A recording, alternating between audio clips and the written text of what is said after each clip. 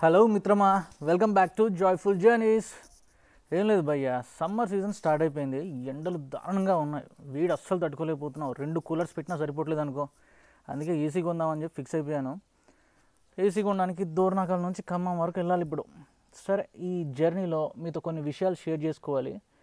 Video skip చేయకుండా చూసేయండి మరి.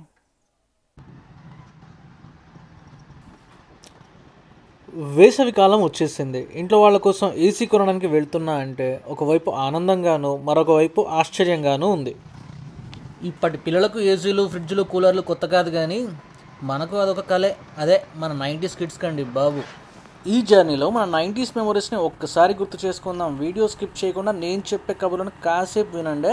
ఆ రోజుల్లో, అదే మన 90s రోజుల్లో అకౌంట్లో బ్యాలెన్స్ లేకపోయినా ఏటీఎం లోపలికి వెళ్ళి నిమిషాల కొద్దీ ఏటీఎం దగ్గర టైం పాస్ చేసిన రోజులు మీలో ఎంతమందికి గుర్తున్నాయి?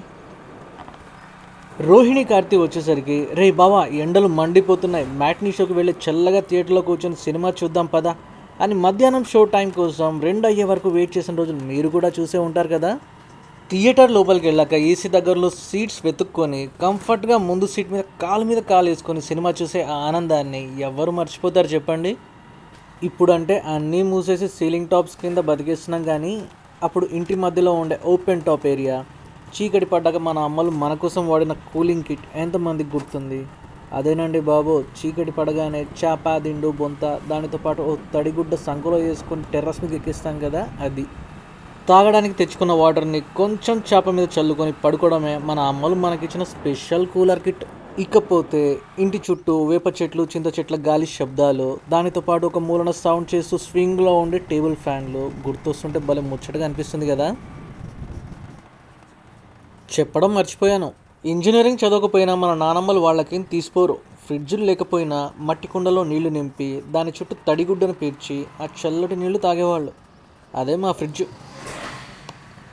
ఆ రోజుల్లో కరెంటు పోతే ఏసీ ఆఫ్ అయ్యే టెన్షనే లేదు, ఎందుకంటే ఏసీ ఉండేది కాదు కాబట్టి. కరెంటు పోతే చాలు బాబాయ్ చెప్పే కథలు, బామ్మర్ది మీద వేసే జోకులు, అమ్మ పిన్ని పెట్టుకునే ముచ్చట్లు చాలా ఆనందంగా. ఆ రోజుల్లో ఇంట్లో చలి లేకపోయినా మన మదిలో, మనస్సులో, హృదయాల్లో చల్లదనం ఎప్పటికీ ఉండేది.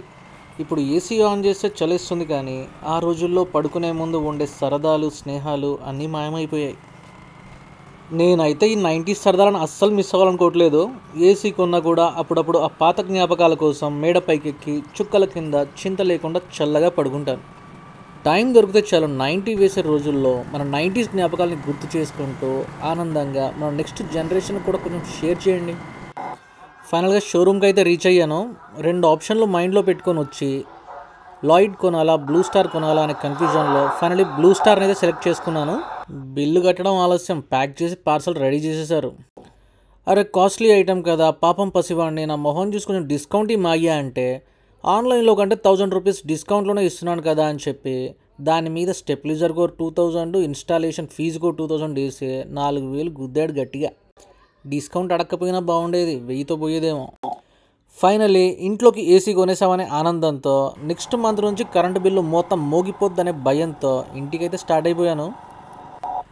ఇంకా నెక్స్ట్ డే ఇంట్లో ఏసీ ఫిట్టింగ్, ఆ నెక్స్ట్ డే ఫ్రెండ్స్తో సిట్టింగ్. ఇంట్లో వాళ్ళకి తెలిస్తే షంటింగ్, హ్యాంగ్ ఓవర్ అయితే నెక్స్ట్ డే మార్నింగ్ వామిటింగ్. సరే కానీ మా అయ్యా, వీడియో నచ్చితే మన ఛానల్ సబ్స్క్రైబ్ చేసి వీడియోని లైక్ చేసి షేర్ చేయొచ్చు కదా ప్లీజ్.